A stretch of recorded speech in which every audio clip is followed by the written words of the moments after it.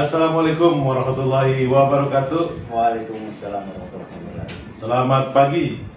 Salam kopi pagi. Salam kopi pagi. Kembali di sini di Ulum Purnama Channel dalam program acara Salam Kopi Pagi. Salam kopi pagi. Ya. Di samping kita telah hadir seorang narasumber, seorang advokat dan konsultan hukum. Beliau adalah Bapak Libet Astoyo. Nah, beliau nanti kita akan bincang santai dengan beliau. Namun untuk itu jangan lupa like, komen, subscribe, dan tekan tombol lonceng agar dapat mengikuti berita dan informasi terbaru dari kami. Assalamualaikum, Pak Libet. Waalaikumsalam. Gimana kabarnya, Pak? Alhamdulillah baik, Pak Ulun. Iya, ini bincang kita yang kedua ya, Pak ya. Betul. Nah, mudah-mudahan bincang kita kedua ini bisa lebih asik lagi, lebih menarik lagi. Iya, betul. Nah, tema kita saat ini, perbincangan kita saat ini berbicara tentang permohonan pengesahan pernikahan dan persamaan nama ataupun ganti nama. Mungkin ada dua tema permohonan ini yang akan kita bahas lebih jauh. Karena memang permohonan ini seringkali dibutuhkan oleh siapa saja yang mana perbedaan nama itu juga akan menimbulkan permasalahan. Untuk itu kita akan ngobrol langsung. Pak, andai kata saya adalah masyarakat yang membutuhkan ganti nama. Misalkan nama saya belum purnama, saya mau tambahkan, Pak, boleh nggak? Boleh. Iya, saya bisa berarti kan saya boleh menambahkan, boleh mengganti nama saya juga. Ya, itu maksudnya ya. Betul. Terus kemudian juga kalau kita tadi ada satu permohonan lagi terkait pengesahan pernikahan. Ya. Ini apa saja sih, Pak? Syarat utama untuk pengesahan itu? Oke. Terima kasih, Pak Ulun. Bisa saya jelaskan di sini bahwa untuk pengesahan perkawinan atau pengesahan pernikahan itu sendiri adalah biasanya itu karena yang bersangkutan atau pemohon itu sendiri belum melakukan pencatatan ya, atau belum tercatat secara negara. Maka untuk itu dalam pencatatan yang diperlukan penetapan dari pengadilan terlebih dahulu. Adapun syarat-syarat dari pengajuan permohonan pengesahan perkawinan itu adalah terutama yaitu KTP dari suami istri atau pemohon itu sendiri, kemudian bukti bahwa mereka pernah melakukan pernikahan yang sah menurut agama. Ya. Nah, kita berbicara terkait di pengadilan negeri nih, Pak ya. Iya. Dan itu untuk orang yang beragama non Muslim tentunya ya. Iya. Bisa dilanjutkan, Pak? Iya. Khususnya kalau untuk di pengadilan negeri yang mengesahkan perkawinan untuk orang-orang non Muslim, Ya. selain dari syarat-syarat yang saya sebutkan di atas tadi adalah kemudian yang tentunya adalah dibuatkan permohonan sebagai pengajuan untuk pengesahannya itu sendiri. Ya. Kemudian setelah bukti-bukti yang atau syarat-syarat itu dia ajukan bersama dengan pemohon itu didaftarkan di pengadilan, kemudian menunggu jadwal atau jadwal sidang dari pengadilan kapan sidang itu akan dilakukan. Yang kemudian jika itu kemudian disahkan atau kemudian dikabulkan oleh hakim, maka keluarlah dalam bentuk penetapan yang kemudian sebagai syarat untuk dicatatkan di bawah catatan sipil. Iya. Terkait proses penetapan ya, Pak, itu biasanya membutuhkan saksi nggak, Pak? Oh iya, betul sekali, Pak. Untuk proses penetapan di pengadilan diperlukan minimal 2 orang saksi yang mengetahui, terutama untuk pengesahan perkawinan itu sendiri, bahwa yang bersangkutan pernah menyaksikan paling tidak dari keluarga satu, dari pihak lain selain keluarga satu orang. Jadi untuk menegaskan bahwa pernikahan secara agama itu memang sudah ada, gitu. Betul, sudah terjadi. Ya. Termasuk dibutuhkan juga barangkali keterangan dari aparat desa ya. Betul. Nah, selain itu ada mungkin masukan yang lain, bukti-bukti yang lain? Kalau bukti sebenarnya yang paling utama adalah bukti bahwa telah terjadinya perkawinan itu sendiri secara agama yang dilakukan baik di gereja, wihara ataupun di majelis untuk agama Buddha atau apalah kayak gitu ya. Kemudian dari bukti-bukti yang lain terutama seperti pendukung, mungkin foto, video, foto, terutama foto. Kemudian biasanya setelah dilakukan pemberkatan atau secara agama itu dilakukan perkawinannya, biasanya kan untuk agama-agama tertentu atau mempunyai adat istiadat yang dilakukan, ya. Betul, Nah, betul. adat upacara adat itu bisa dijadikan sebagai bukti pelengkap dalam permohonan tersebut. Ya. Ya Pak, sebelum kita masuk kepada permohonan yang satunya lagi, kita mungkin ngopi dulu Pak. Oke, terima Ya, kasih. silahkan diminum. Iya.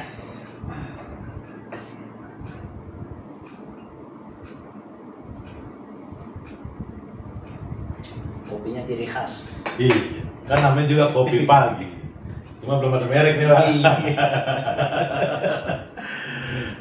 Kita masuk ke permohonan yang kedua. Tadi kita bicara tentang pengesahan perkawinan. Iya. Kira sekarang masuk ke permohonan persamaan nama ataupun ganti nama ataupun perubahan nama. Nah, terkait ini biasanya apa sih alasan orang untuk mengajukan permohonan tersebut gitu? Oke. Untuk permohonan perbaikan, perubahan nama atau persamaan nama biasanya ada dalam kasus-kasus tertentu ya. Kalau untuk perubahan nama biasanya atau ganti nama itu sendiri ada orang tua yang karena anaknya sakit-sakitan, kemudian tidak mendukung dalam kegiatan sehari-hari, kemudian berkonsultasi kepada sesepuh atau apa, kemudian ini anaknya diganti aja namanya seperti ini, gitu. Atau menjadikan nama itu mempunyai arti lebih baik lagi. Makanya kemudian orang tua mengajukan perubahan atau ganti nama tersebut. Adapun untuk syarat-syaratnya terutama adalah satu, bahwa KTP kedua orang tua, kemudian bukti pernikahan dari orang tua. Kalau kemudian sudah ada akte, tentunya ini kan perubahan akte yang ada nama yang ada di dalam akte. Itu aktenya juga diikutsertakan sebagai bukti di situ. Kemudian surat keterangan dari desa juga yang menyatakan bahwa anak tersebut namanya adalah ini. Kemudian di situ diterangkan bahwa ini akan dilakukan untuk apa, untuk mengurus. Mengajukan permohonan ini ya, bersama nama atau perubahan nama ya. Perubahan nama. Kemudian untuk persamaan nama itu biasanya terjadi karena kasus-kasus terutama untuk orang-orang yang sudah old ya, zaman dulu. Mereka mempunyai nama-nama ada berbeda-beda alias umpama A, B, C. Ternyata kemudian itu ada di masing-masing data atau identitas mereka. Di data-data mereka kadang-kadang ada perbedaan nama ya. Betul, ada perbedaan sedikit. Mungkin ada yang sedikit, ada yang jauh sekali namanya. Ada yang misalkan Sumarni pakai I, ini Sumarni pakai Y. Ya. Sedangkan di dokumen lain pakai I gitu ya, pakai di KTP pakai Y. Nah itu pada saat urusan ke bank dan sebagainya kan merepotkan juga itu. Paling cenderung nggak akan diterima itu. Betul.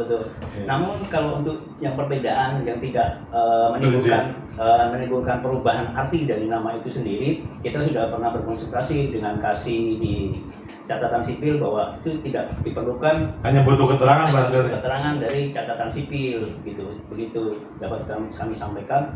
Tapi kalau kemudian ada perbedaan jauh seumpama M Rusdi dan M-nya ini ingin dipanjangkan menjadi Muhammad atau Mahmud, itu kan berarti terjadi perbedaan arti dari nama itu sendiri. Iya, betul.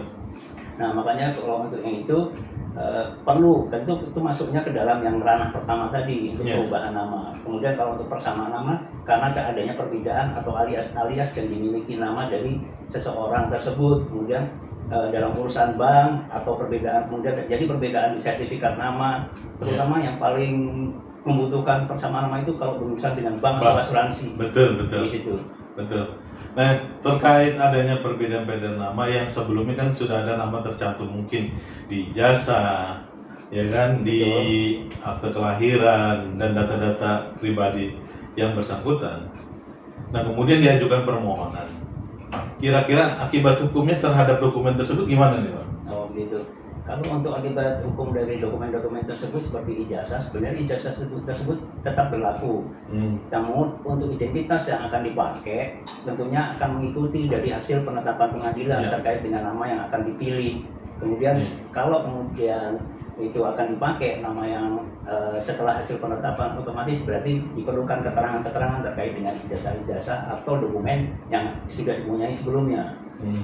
Untuk namanya sendiri otomatis tidak boleh dipakai lagi ya, karena ada penetapan. Karena ada penetapan itu. Ya. Jadi semenjak ada penetapan itu, kemudian kalau sudah mendapatkan salinan penetapan dari pengadilan, berarti harus didaftarkan Betul. ke kantor catatan sipil setempat ya. Iya.